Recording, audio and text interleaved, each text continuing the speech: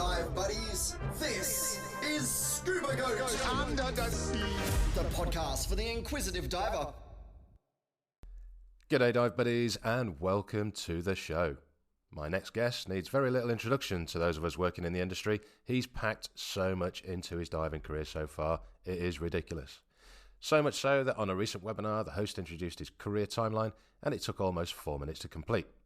So, here's the shorter version. He has been a dive shop owner, a PADI course director, an underwater explorer, a mohawk-wearing drummer in a band called Psycho Reptiles. He has provided hundreds, if not thousands, of presentations and news articles on scuba diving, and he has been the global director of technical training for SSI. He's provided professional advice for films and TV productions, and is the co-owner of Raid Training Agency. Ladies and gentlemen, Mr. Paul Toomer is also the El Presidente of Raid Training Agency. There's the shorter version. Paul, welcome to the show, buddy. Thank you. That was brilliant. El Presidente, love it. It's gonna stick, I'm afraid. I'm gonna buy the shoulder pads and the middles, definitely, and a big cap. How the devil are you? How's life treating you with everything we're going through this year? Yeah, I'm good. Obviously challenged, like everybody in every industry. Okay, there's some industries that are really doing well during the pandemic, but the scuba industry has been heavily hit, as we know. But I'm very, very lucky that I've got a fabulous team that work directly with me. And then obviously we sold the company about 2 years ago, and we were merged with a company called Calcame up in Dallas, Texas. And they're a very strong entity, and they're very, very supportive of Raid. So we're extremely lucky to have them sitting with us and helping us work on initiatives and moving the company forward. So yeah, I'm in fine spirits, actually. As always, being a Toomer, whether you're me, my sister, my dad, my mom, my wife, you're born lucky. Yeah. My old man always said that as a waters, we get our luck in other ways. We never get the financial luck of a lottery windfall, but lucky in life. My granddad said just before he died, actually, he said, better to be born lucky than rich. And he's right. Yeah, for sure. Yeah. Give us, there's going to be people obviously that listen to the podcast that may have actually not heard of you. And everyone's got to start somewhere. So can you take us way back to where you first found a love for diving and how it all came about? So 1996, 31 years old, and my friend phoned me up and said, hey, I'm at a ski show, and there's a dive outfit here called Diving Leisure, and the guy there is really cool, and you know that the government are funding, you can get MVQ funding to learn how to dive. I was a motorcycle courier in London at the time. I'm playing in the rock band as a semi-pro, and so I said, well, how much is it? So he said, if we sign up to go up to instructor, and he said, and bear in mind, we can opt out if we want, it's 99 quid to learn to dive. So I was like, yeah, I'm in, man, I'm in. So we rode down to Poole in Dorset and arrived at this dive centre. There was my sister, my brother-in-law, and I think there was 10 of us who were best mates. We all rocked up. We took over the dive centre, lock, stock and barrel. We rode down there on our bikes, as I say, and we met two wonderful people in Steve Axtell and Phil Short. A lot of your listeners will know who Phil Short is because he's an extraordinary instructor, trainer. He's on the board of directors of INTD, I think, still. Expeditionist of note, works with probably the best expedition teams in the world. So I was very, very lucky that I got Steve and I got Phil as my instructors. Yeah. I got into the swimming pool. I did my regulator clearing skill. I stood up to be debriefed, and Steve looked at me and he went, "What's up?" And I went, "I think I found my life," and that was it. Within 6 months, I was a dive master in training. I had my store already secured, and we started putting all of the trimmings into the store and having the compressor fitted. On the weekend that the shop opened, I did my instructor exams. So my wife and my sister opened the shop for me while I did my instructor exams. Wow. So yeah, to say I was bitten by the bug would be an understatement. Then I went on to I focused very much on recreational, became a course director in 2001. Extraordinary 2 weeks of my life working with, some of the best divers in the world, and trading ideas and training business ideas and what have you. That really, really set me up. And then I just happened to go on a liveaboard in the Red Sea with my friend Tony Backhurst, and we swam over a wreck that was way beyond recreational depth. So we went down and had a look at it. So yeah, we went down and had a look at it. And I was watching my gauge on my little 12-litre cylinder. I'm going, we can't stay here long. And it looked so magnificent. So I immediately got stuck into tech. I did all the open circuit. And then when I was I became a full trimix. No, I was hot. I became a full trimix open circuit diver, and then I moved straight onto rebreather, and then I pursued my instructor on both of those. Then I sold my shops in London, and then I opened Diving Matrix, and I by coincidence moved to Malta. I went over there for a week and stayed for 3 months, and then I came back and got my truck and got my motorcycle and drove down to Malta. Got myself a flat and a shop, and Diving Matrix was incredibly successful. And then during that time, I was approached by SSI to take on the role of the UK in like kind of training director. And then I went for an interview with Robert Stoss and Guido, and then they offered me the European training director, and then they offered me global training director. And then 2 years later, they merged with Mares. And I was very, very happy at SSI. 2 of the best years of my life. Working with Robert and Guido and Doug McNeese it was genuinely incredible times, because they were incredible to me. And they really, they didn't think outside the box. They threw the box away. And then just this opportunity of raid just landed in my lap, and it was a natural thing for me to do, was to move forward and start my own training agency. I'd had all the good training that I needed. I'd worked with some incredible people, and I thought, yep, let's do it. So, and that was it. That's basically the full story. Here we are. Here we are today. Sitting in lockdown, drinking cups of tea. Absolutely, yeah. Got a nice coffee. I've got a toasted peanut butter sandwich sitting next to me, but I daren't chew that while I'm on air. No, you can keep that one. To be fair, I mean, going off as tangent as I do, thinking of toast, I'm now addicted, because I've been living in Australia, 2.5 years. I'm now addicted to Vegemite and Avo on toast. If you'd have told me that 3 years ago, I wouldn't have believed it. I was always Marmite all the way.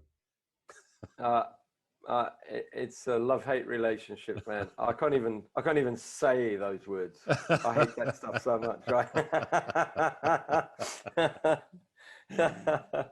Let's swing back round to Raid, shall we? Raid is very, very much still in its infancy, isn't it, in comparison to the other agencies that have been decades of being open and doing business.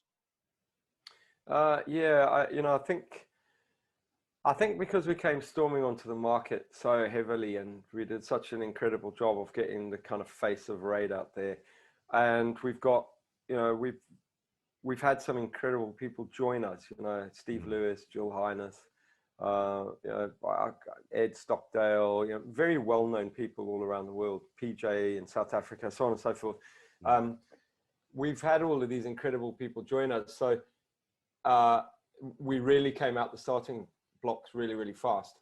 And I think most people forget that Barry Coleman, who's the founder of the company, founded this company about 15 years ago. And then at that time, it was owned by Poseidon, because it was the Rebreather Association of International Divers. And it catered for the Poseidon Rebreather. That was it. Yeah. And then as other training agencies wanted to be involved with the Poseidon rebreather, Barry took the raid on himself. But obviously at that stage, lost the financial strength of Poseidon. So he did a terrific job by himself of putting more courses up and keeping the name going. But effectively, phase 2 of Raid is only 7 years old since we really revamped the product and got everything really, really flying. And our opposition are 30, 40, 50, 60 years old. Yeah. These guys have got hundreds of years of training agency experience between them. We've really, under the new guys, got 7 years. Yeah. So when, quite often I have people going, oh, but so-and-so does that, but you don't. And I'm like, well, come back to me in 45 years and we'll have it. We'll have all of that stuff. The fact that we've got to where we've got is just testimony to, the Jim Holiday and his son Brendan and Mark McCrum, Steve Bates, Steve Lewis, Barry Coleman, his wife Celia. We've really, really gone above. They've gone above and beyond to get us to where we are in 7 years. Yeah. And COVID has not. Yes, it's very, very difficult for the company, like it is for every single person in most industries, not just Scuba. It's an incredibly hard time for us all.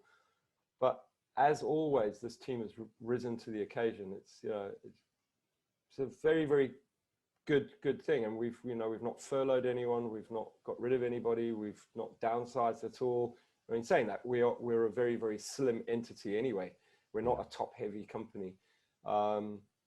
Our distributors are still utterly fantastic, and they're out there. I've been speaking to our Asian team and our Singapore team and our South African team and Swiss team. I speak to them regularly. They're all out there active, and they're still fully behind the product. So, we pray for the end of COVID-19, but the team has approached it globally like, let's take a silver lining out of this. What can we do for our members? How can we reinvent our company? You just look at our initiatives. Those initiatives are triggered by COVID, but they're not going to go away when COVID ends. They're here for life. I'm not going to introduce anything that's just for COVID.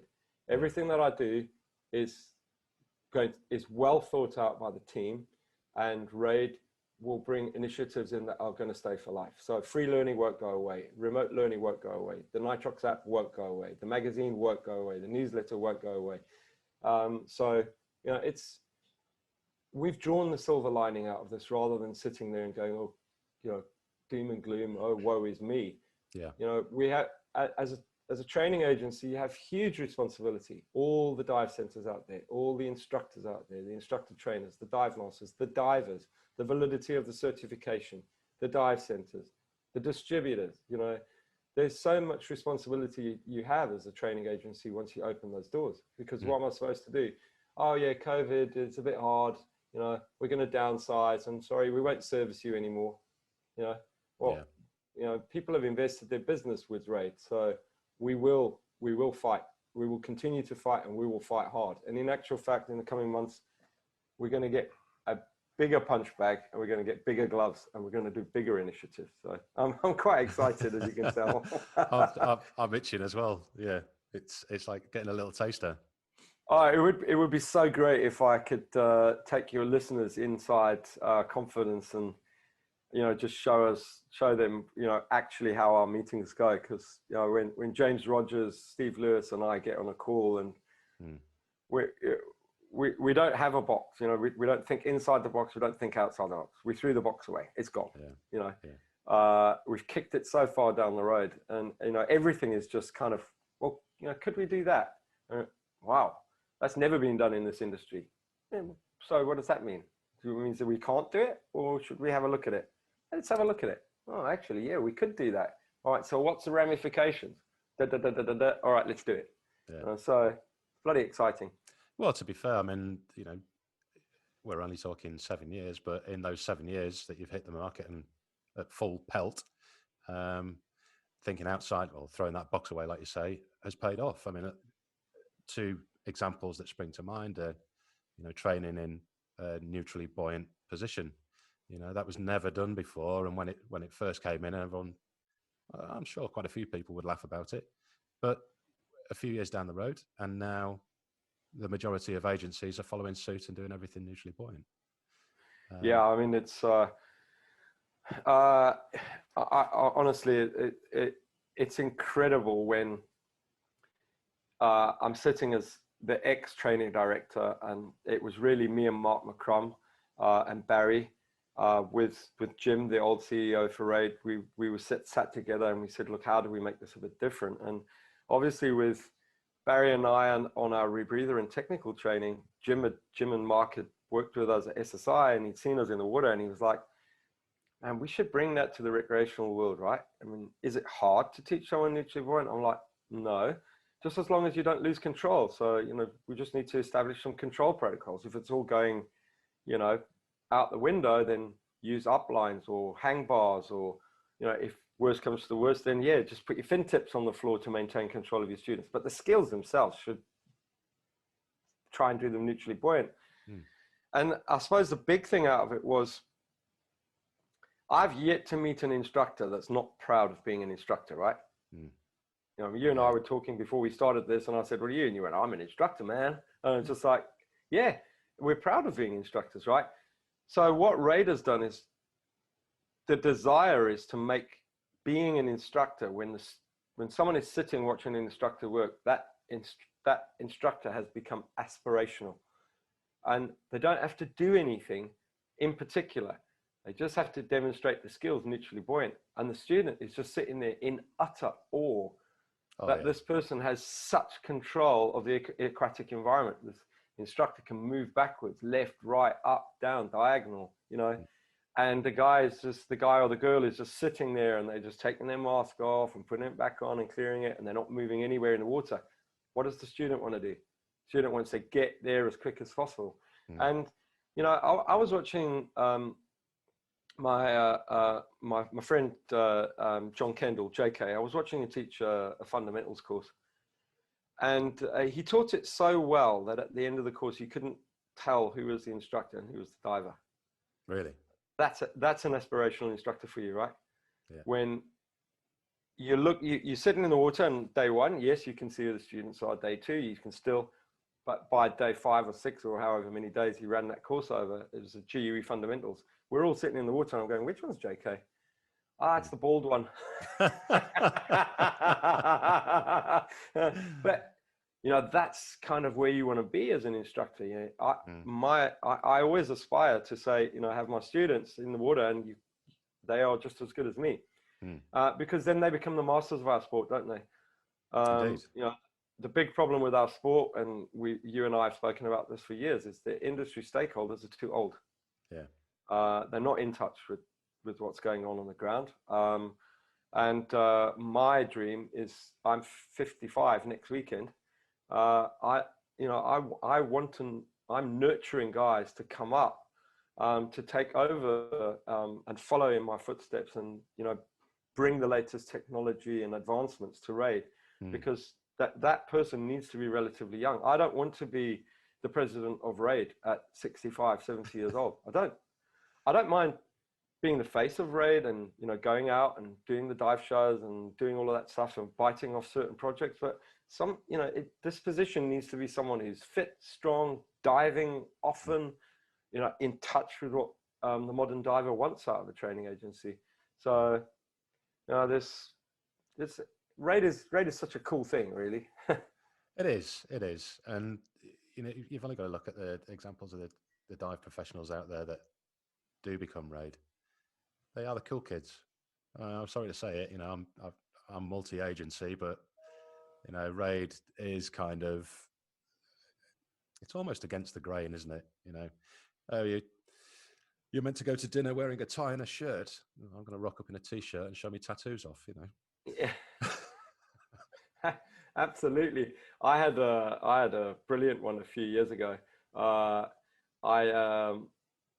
did a talk at DEMA for Paddy, and I was obviously very, very nervous, and I wore a button-up shirt with a long sleeve t-shirt underneath, and I was walking to the stage. So I'm wearing, you know, tight jeans, big pair of boots, spiky hair, earrings. I had my eye pierced and my nose pierced still in those days. And I'm walking around the back, and the guy said, look, he said, oh, I've got a bit of a problem with the way that you're dressed. And I'm like, oh no. I said, oh, look, I don't have anything smarter. I don't own anything smarter than this, you know. I'm a drummer, a guitarist. I mean, a drummer, a motorcyclist, and a diver. That's, you know, very, very cut and dried what I am. Yeah. And he's like, no. He said, you're overdressed. I'm like, what? He said, we need to see your tattoos. And I was like, wow. And he said, no, you know, we want to be cutting edge at Paddy. We want to be out there, you know, and tattoos are now kind of, you know, in actual fact, if you want to be an individual now, don't get tattooed. Yeah. You know, I mean, really, you know. But you know, I think there's a lot more rock and roll in it. But Raid is a full-on rock and roll agency. You know, for sure. Everything's fast, dynamic, agile. Most of us ride motorcycles. There's a lot of musicians in the agency. You know, we snowboard. I'm learning to surf next week. We climb. I mean, if you have a look at what the guys who contribute to Raid do, they're all very, very active. And the Calcame guys, wow, man, you want to see what they get up to? Seriously, though, really? You know, boats, skippering, snowmobiles, skidoos. You know, you get on the phone with them and like, what did you do this weekend? You're just sitting there going, wow, my life is dull. You know? They get up to some serious stuff. Some very cool guys at Calcame. You know, they're an absolute perfect fit. You know, when we sold to them, the worry is we're selling to an outdoors adventure licensing company. You know, and is this going to be a good fit? Honestly, man, you know, most of the guys at Calcame are not my working colleagues. They're my friends. Yeah. You know. Sorry, how's it looking going forward with them then? Is there going to be any major changes, or are they just no? We're in, and you guys carry on and run it? You know, me and the CEO of the company, Jason Alexander. I mean, if you open the Edge magazine, you'll see him sitting right next to me. He sits right next to me every single day of my life. Provides me with all the advice and support I need, and that just trickles down to the marketing department with Jake, and the information technology with Kevin, and the product management with my man Peter, who's really, you know, keeps me in check, and Anil, and you know, I could name these guys for us. They're fantastic people. This merger was in every way, shape, and form a great thing for Raid to do, because we've joined a very, very exciting company, or hands-on with Raid. We're not just, you know, sitting there like, you know, just some object that's acquired by private equity. When the private equity firm acquired us, they merged us with such a well-fitting partner. And you know, I mean, really, by rights, you know, we should be called Calcame Dive. We shouldn't be called Raid anymore. You know, it just so happens that Raid's really cool.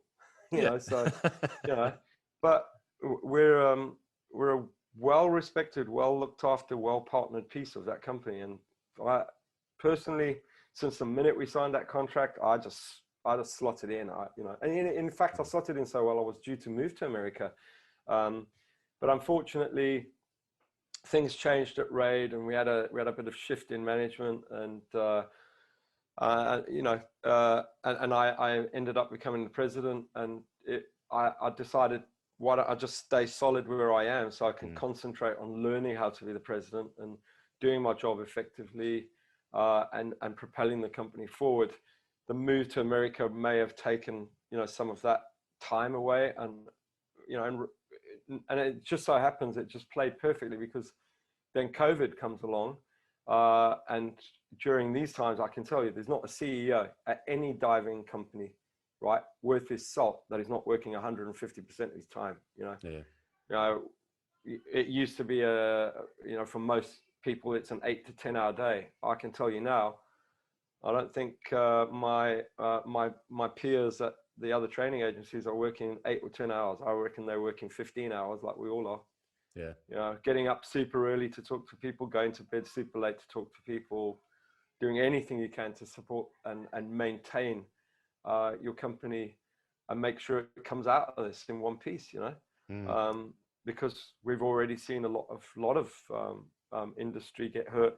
The funny thing is, we've not publicized it, and we won't. But you know, we've seen more inquiries and more people moving over to RAID than any other time in our history. But other than right at the start, when obviously the numbers are huge. I mean, you go from I've got nobody at the agency to one person, and one person to two people. We're the fastest growing agency in the world. I remember someone saying that. I was like, yeah, we're the fastest growing agency in the world because we grew by 500% because we had one instructor last week and this week we've got 5.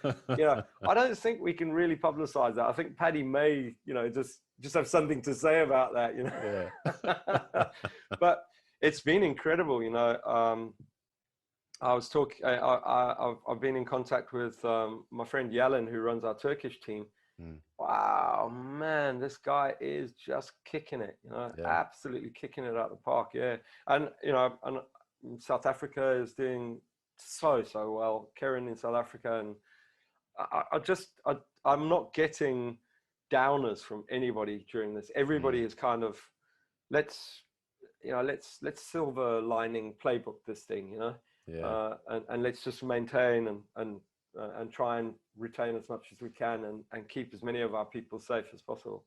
That's the thing. Yeah. We can all hang our heads and say, oh, woe is me. It's the easiest thing to do.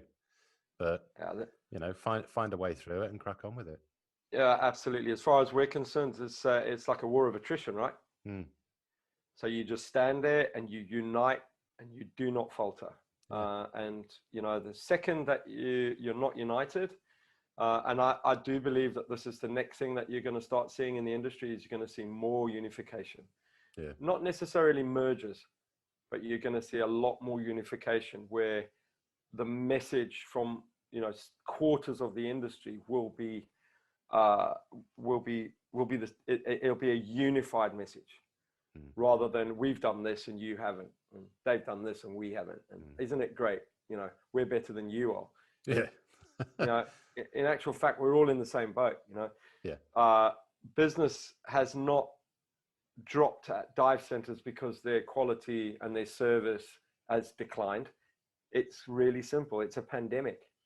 So everybody's in the same boat.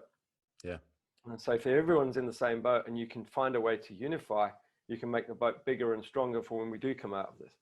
And, you know, it sounds very easy when you say it, but we are seeing it across the industry is during these downtimes and these hard times, we've seen a lot of instructors pursue their next passion. So I'm a recreational instructor, but I really want to be a tech instructor. And they've gone on and done that now during the dive downtime. You know, the cylinders could do with a look at, the boat could do with a clean, the dive shop could do with a bit of paint work on it. Why don't we put those hooks back up and, you know, clean the counters? And so now when people are, I'm hearing from all over the world, you know, as you're being able to travel and do your staycations, we're going to dive centers that were looking a little tired 6 months ago. And you walk in and they're like, wow, look at this place, man, because the boss has just gone, well, I've got nothing else to do. I'll get the paintbrush out. I'm not going to let my business go to crap. I'm going to, you know, I'm going to really, when my customers start coming back in, they're going to come back to that vibrant business that I had before. And we're seeing those changes right across the world because I get photos from these dive centers. You know, I'm friends with a lot of our dive center owners because we're still small enough where we can still have that real personal touch with the president of the company. And they send me a photo, oh, look what I've done, you know, and hey, you know, my son turned 10 and I've finally got the time to teach my own son to scuba dive. And, you know, it's brilliant, mate. You know, there's a lot of positivity coming out of the industry in such an awfully negative time, right? Yeah. And it's huge. I mean,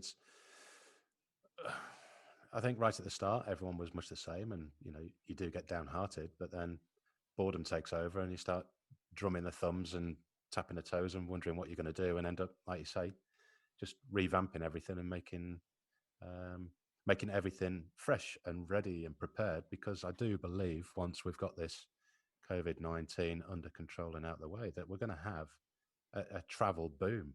everybody is just going to want to travel and get away from, their surroundings that they've been stuck in forcibly for what could possibly be a year, maybe more. So, Absolutely. Yeah, I think we're going to see. I think we're going to see several things. I think we're going to see a fundamental difference in the way we do business. All you have to do is just look at Amazon, right? Amazon can't employ people fast enough. Yeah. And I think we're going to embrace digitizing our companies way more than we've ever done it before. And RAID is very, very much at the forefront of that. And quietly in the background, we've been upgrading our systems, moving our systems to more current technology. So in the background, while COVID's been going on, our tech team has just been flat out. Yeah. And hats off to Calcome. They've given me more guys, more qualified guys, product managers, really focusing on the fact that I believe that, when we come out of this, there's going to be a huge amount of business done through there. So making it easier to do business with RAID. That's my big thing. I do think you're going to see a huge boom in travel. I also think that the staycation is going to become a lot more normal. When you think of holiday, you immediately think, oh, I'm going to jump on a plane, go to Spain. Whereas the mindset now is, oh, I'm going to go on holiday. Why don't I go and see what Dorset's got to offer? Or what's going on in Scotland or Wales or Ireland? Yeah. I went out diving last weekend in Plymouth, and I spoke to the dive centre owner, and he said, yes, it was hellish because we were closed. We couldn't run the boats. And we are running social distancing on our boats, so they're not up to capacity. He said, but man, we are rammed. We're booked up to the nines because we've got great diving down here. We offer great service. And boy, they did. I went away for a weekend and I felt like I was on holiday. Yeah. So I think we're going to have a much more balanced industry where it's not just about, I must do a referral and I must go to a resort and do my diving. It's like, I live on a little island called Great Britain and it's surrounded by ocean. Well, man, have you seen a picture of what the ocean looks like in Cornwall or up in Oban? I could name 1,000 destinations around England where the ocean is absolutely gorgeous. I learned to dive in England in 1996. I went diving last weekend in 2020. I'm telling you, there's more fish life here now than ever before. Really? Oh, the ocean has made a complete resurgence. And all you have to do is drive around England. I'm sure this is happening for you down in Australia. You drive around. The trees are bigger. The forests are larger. There are more birds. I've found insects in my house that I've never seen ever in my life. We've got these little green, like grasshopper type things. Oh yeah. Never seen these things before in my life. The seagulls down in Bournemouth are the size of dogs, mate. They are absolutely ginormous. And the birds up in London, the pigeons, honestly, mate, they are twice the size that they were prior to COVID. Is this just in relation to you losing so much weight that you feel so much smaller? Yeah, absolutely. Yeah, they've eaten my lard, mate. Yeah. But it's due to everything that's happening in the lockdown. Nature is, in my humble opinion, and I'm sure some marine biologist or expert may shoot me down for this, but all I'm seeing is a resurgence in animal life. Outside my house here, there's a river. There's like squirrels and foxes, and I saw eels swimming down the river the other day. I haven't seen eels in that river since I moved here in 2001. Yeah. To be honest, since I've been doing this podcast, and I've done a fair few interviews now, getting them chucked into the library, and everyone that I speak to around the world, no matter where they are, they're diving their location because there's no guests. So they're just going out fun diving. And they're all echoing what you're saying. Every dive site that they hit is just a plethora of aquatic life. I was speaking to Marcus Blake yesterday, he was the manager for the diving at Komodo Resort, and they went and did a few dives not so far off the front of the wharf there, and they've got mantas rolling through that, you know, they've not seen there for, well, in the 4 years he's been there, he's never seen mantas there at all, and everything's rocking up, sharks, the lot. Yeah. Well, the guys at In Deep that I was diving with last weekend, in midweek now, they run a blue shark diving experience in England. Blue shark in England, mate. Wow. And he says their hit rate's enormous. What's the name snorkeling. What's the name of those dudes? In Deep. In Deep. Yeah. I've got a mate who's just recently done his lifelong dream to be a scuba diver. So he's been on the phone to me 1,000,000 times on what I reckon on the equipment he wants to buy. But he's now qualified, so he will be super excited to go down and start playing around down there if there's blue sharks about. Oh, mate, I'll tell you, it's just absolutely extraordinary. And they took us on 4 nice little recreational wrecks, and bloody hell, that fish life was just utterly unbelievable, man. I'm looking it up for you on the internet as we speak. Right. Yeah, I didn't want to talk and put you off, you know, because there's confusion first thing in the morning. Yeah, down in Plymouth they are. Great guys. Plymouth. Absolutely great guys. All right, yeah. I've got that. I'll pass it on to him. Yeah, they'll get a big loudmouth fella turn up on their doorstep. It's not me. or me. Or me. The future raid. Give us some little tasters. You can give us a few tasters of what's going to happen post-COVID, maybe. Okay, so we're definitely looking at our business model and making it easier as a business to work with Raid. That's a big thing. That's all technology driven. And then also working with Raid as a diver and as a professional. So, you know, how do we streamline registering us with us? You know, how can we make it that you're looking at Raid and it's 2 clicks to get to anything and it's all seamless. Marketing will be a huge drive, and you've already seen us ramp that up significantly. Social media drives, all of our distributors and their social media drives, the newsletter, and of course the magazine is our biggest marketing drive that we've done. That has been so well received. That's gone out to tens of thousands of people, that magazine, and the subscription list is growing and growing and growing on that. And that magazine, it is a Raid magazine, and it is powered by Raid, but in actual fact it's just a magazine. You know, anybody can read it and get great information. You know, there's, you know, the last issue we had trips to Australia and bikini and Devon.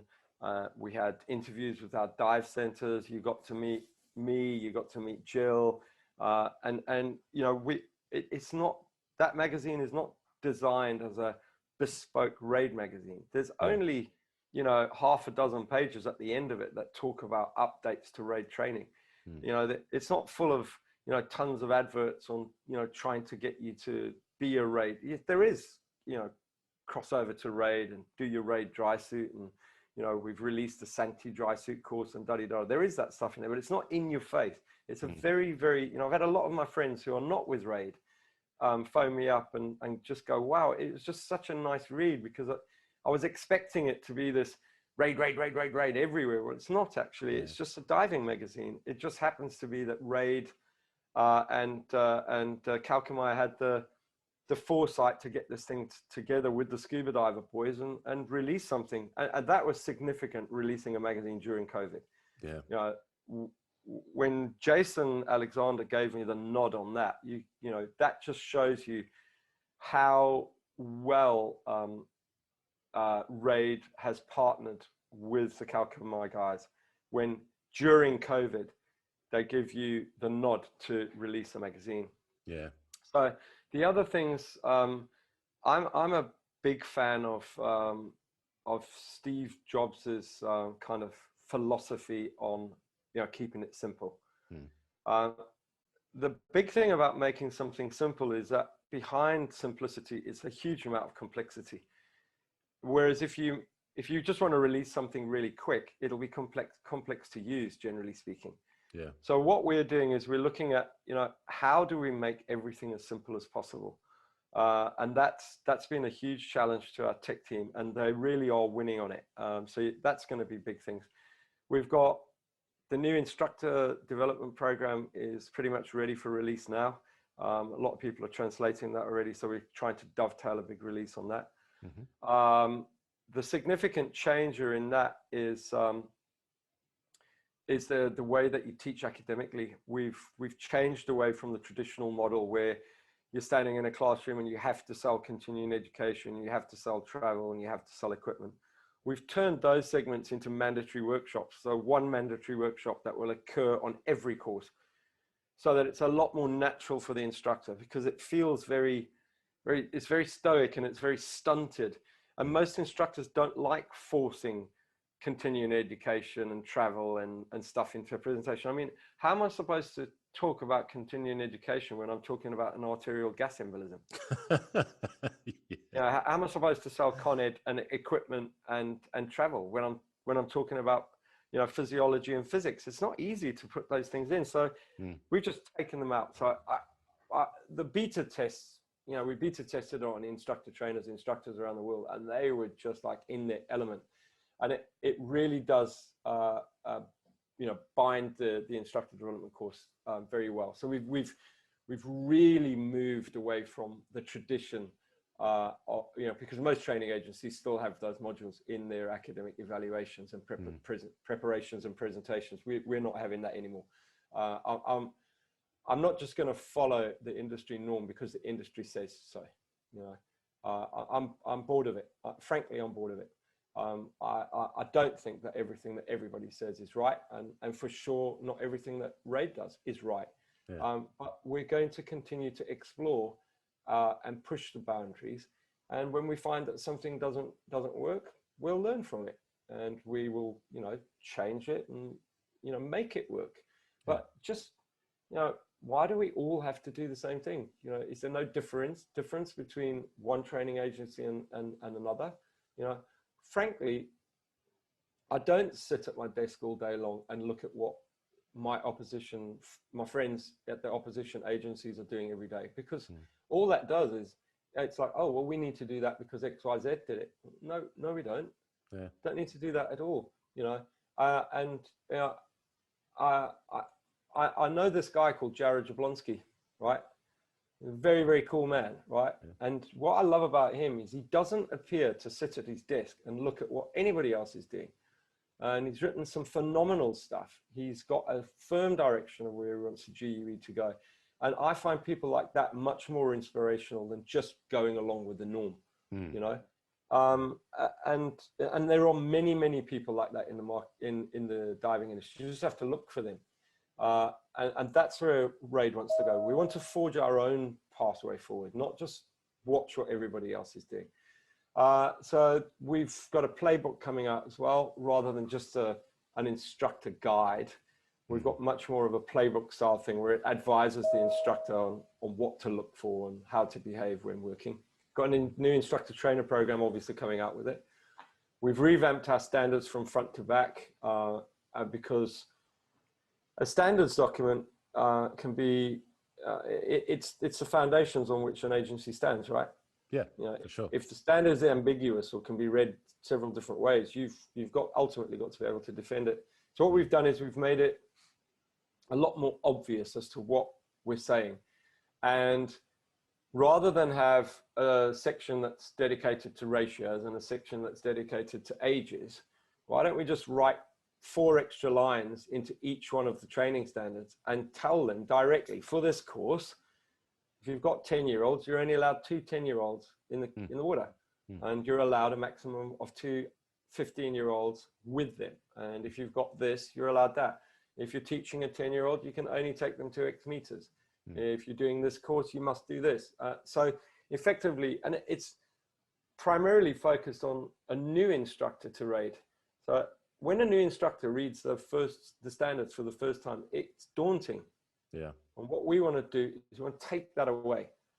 The guy opens the thing, he says, I'm teaching an open water 20 course. He clicks the hyperlink to go to open water 20, and pretty much all the information, all the standards are there. He doesn't have to bounce around the manual. Yes, he has to understand ethical codes of conduct, and he has to understand the rules of membership, and he has to understand when judgment and when to reduce ratios and when he's allowed to use maximums and when she can do this and when they can do that. But when you open training, a general standards, wouldn't it be nice if you just opened it up and it said, for this course, this is it, right?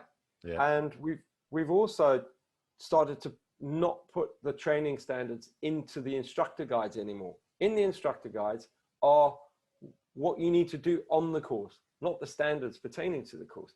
Because when you're an experienced instructor and you've got your cue card sitting in front of you, you do not actually need to reference the instructor guide every time you go diving, right? Correct, yeah. What you need to do is reference the standards, make sure you're not breaking any of those, right?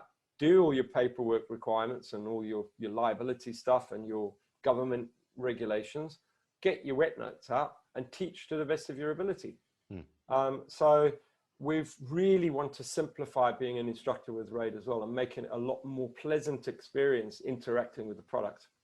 Well, it does make sense because sorry to interject there, but it does make sense because if you make it simple for the guy that's presenting the course, then the end goal is for those customers that are wanting the course to be not only comfortable and safe, but very, very happy and enjoy the course. Now, if you've got someone who's very stoic and, you know, almost dictatorial, then where's the fun in that? You've just paid a few $100 to be, you know, marched around like military personnel on a parade square. Absolutely. You know, and let's be honest, right? We are, you know, we make instructors in 100 hours of diving at RAID, okay? And the mechanism is not there like you would make a school teacher, where the school teacher goes to university for several years. Then they go and work as an apprentice with a very well qualified teacher who is capable of passing on their experience and knowledge. It's a very, very long process, right? With some agencies, you can become an instructor in 100 dives. You know, we're at RAID, we're 100 hours and 200 dives, and our dive master course is very much an apprenticeship. But we are challenged in the diving industry to make an instructor who's responsible for you know, a huge amount in those 100 dives. So the more seamless you can make it, and for that person, the less frightening it is to them, and also the better they can perform. The more complex you make it, like I'm not joking, just changing, you know, the academic teaching presentation and removing the 3 sections that I did and making it simpler. Number one, it's simpler to work as an instructor trainer. Number 2, our examiners find it much easier because they're not having to, you know, listen for, well, did he say it? Did he not say it? You know, oh, it's all very ambiguous. Oh, yeah, I'll give him the point, or no, I won't. It's now we've just said the student has missed a question on holding your breath, right? And that's all I want you to teach them. I don't need you to push any Con Ed in there. Don't need you to come in with a BCD or regulators. I don't need you to get, you know, I don't need you to get a whiteboard out, and I don't need you to, you know, cut a cardboard ear out and put a balloon in it. I don't need you to bring in bottles of soda water and have them exploding all over the classroom, to, you know, to show. You don't need any of that stuff. We've got great manuals. You've got access to videos. You know, embrace technology, and you know, we're the masters of prescriptive teaching. Once you've got the knowledge into the student's head, then take the time to really interact with the student. So give them a really good equipment presentation and tell them what's appropriate for them to own on that course, whether it be a rec course or a tech course or a open water diver. You know, take your time. Then tell them about what it's like where we're going to be diving, what they're going to see, what the environment's like, and then take them around the world a little bit. Make an entire, your own presentation out of that, right? And then finally take them to the flow chart. The flow chart is not meant to be front of house. It's meant to be inside your classroom. Yeah. Forcing continuing education on someone is futile.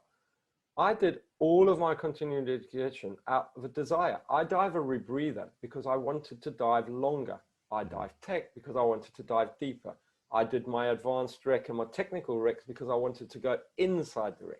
I did my cave course because I wanted to explore caves. I didn't do my cave course because Scott Carnahan stood in front of me and said, hey, Paul, you must do your cave course. You must do your cave course. You must do your cave course. You must do your cave course. Eventually I go, yeah, I'll do my cave course. It wasn't, I saw a picture of Scott Carnahan coming out of a cave and I was like, geez, check out that beardy guy, man. I want to be as cool as him. So I flew to Mexico and learned to dive with him, So,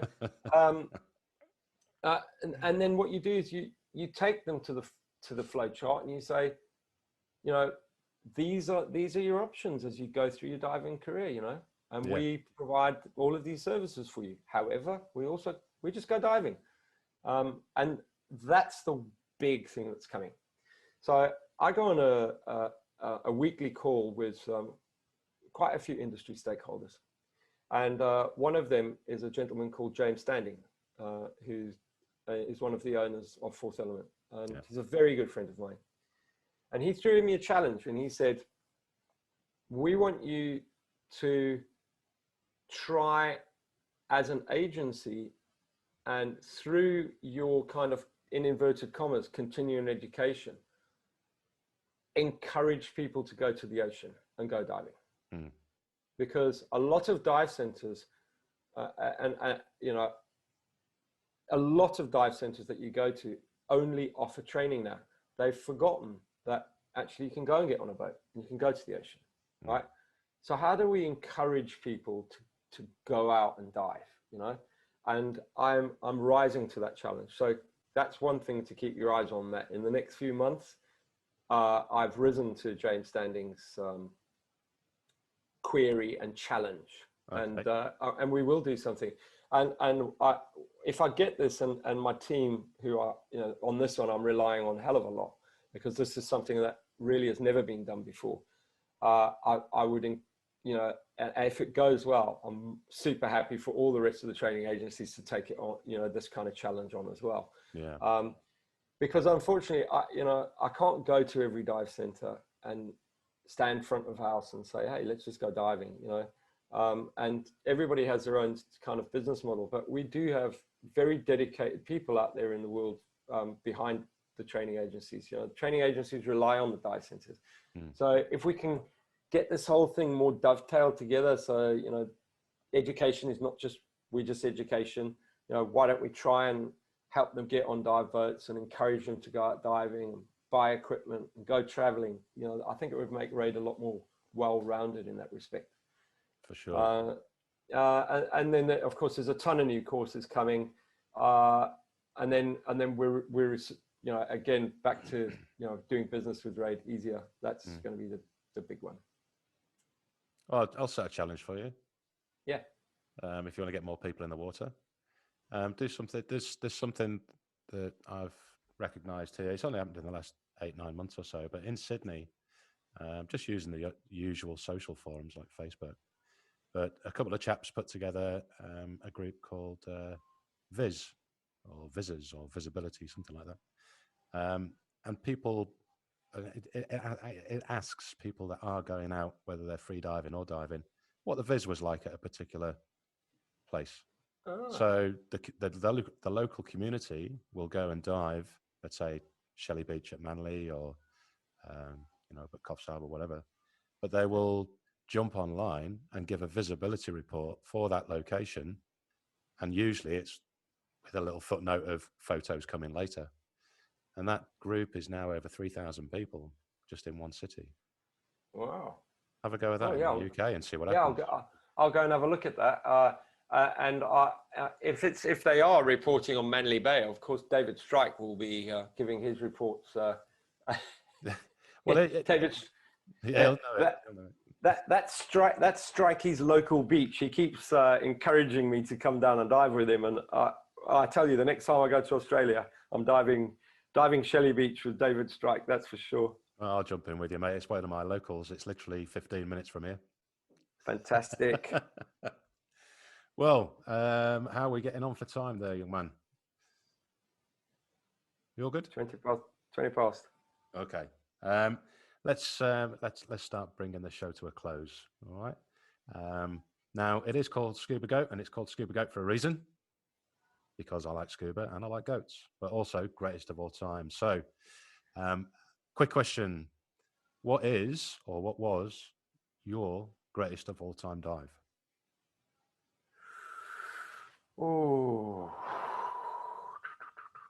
It's possibly the most difficult question you're ever going to get asked this year. yeah, it's hard. Yep. You know, the funny thing is, I can tell you what the best song in the world is for me. Right, that's dead simple. It's never changed, not since the song came out. But my favorite dive. Okay. I will give my favorite expedition dive. Mm-hmm. Because I've got favorite fun dives. You know, my Attila in the Maldives was just an extraordinary night dive. I got invited on an expedition by my very good friend Timmy Gambin in Malta, and we dive a 2,700-year-old amphora wreck. And it's in 110 meters of water. Uh-huh. And myself and my friend Jamie had the privilege of being the first team in to free up 3 amphora and a grinding block and putting them into a basket and lifting them to the surface. And it was an extraordinary experience, not just in the privilege that we were allowed to be the first team to start the removal of those priceless amphora, but also the fact that it was just I'm sure, I'm speaking for Jamie, I'm sure for him that was probably one of his golden moments, and he's got thousands of dives under his belt. It was just something spectacular about it. And then the next day we both went back into the water, and we found the first piece of wood lying on the bottom while him and I were doing the cleanup. It was just lying there. It didn't look natural, and it was the one thing that they'd really been excited to find because of all of the DNA and isotopes and everything that can be found in the wood. It was just such a great expedition. The team were just utterly mind blowing. But that dive, when I looked over at him and the 3 amphora were in the basket, and I was looking over at him, and he's emptying this Ali 80 into this lift bag, and they're going nowhere. And he takes the second Ali 80 and he empties it into this lift bag, and it starts its journey to the surface. And I was just sitting there holding my head, going, "Crikey Moses, we pulled this off!" It's just utterly astonishing, It was it was very, very, very, very awesome moment in my diving career. One that I don't know if I'll ever replicate, and I don't know that I necessarily need to replicate that moment. It was just that, kind of loads and loads of things just came in. And of course, we were the lucky ones because it just happened for us. But, all the 20 odd other guys that were on that expedition had just worked so hard. And then I just happened to be that lucky diver. They just came loose. And I was like, oh my God, they come loose, because we weren't at all expecting it. We were just expecting to start the freeing up, and then the next teams would come down, and eventually they would come loose. But there they were in our hands. I was like, oh my God, look at this. A little bit of that Toomer look that you were talking about. Oh, mate, I tell you, it was just absolutely amazing. It's phenomenal. Happy days. Well, Paul, it's been an absolute pleasure. Thank you very much for your time. Thank you. I could go on for hours, but I'm sure the missus needs dinner time by now at this time of the side of the world. Yeah. So just give us a round off on how people can learn more about Raid and everything that's going on. We got the social media links and the pages. Yeah, so the website's at diveraid.com, so www.diveraid.com. The main social media feed is generated through Facebook, but we have all the usual feeds.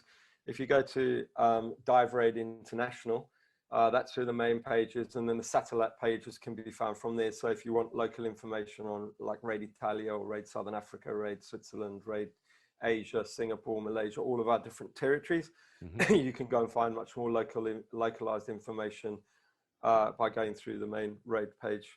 And on that page is a subscribe button. If you click the big blue button on the international page, it takes you through to a MailChimp subscription, where then you can get the newsletter for free and the magazine for free straight into your inbox. Happy days. I think I've already done that, to be honest. Yeah, it's a winner. It's a winner. Awesome. Right, I'll sign off for now. Thanks, Paul. Thank you very much, sir. Yeah, that's been a great little interview. I've really enjoyed myself, mate. And I hope to see you again soon, Matt. It's been far too long, buddy. It has. It's been a long time. Well over a year since we had a beer, so we'll have to catch up on that one. Absolutely. All right, you take care and enjoy your dinner, mate. Cheers, Paul. Bye-bye. This is Scuba GOAT Under the sea. the podcast for the inquisitive diver.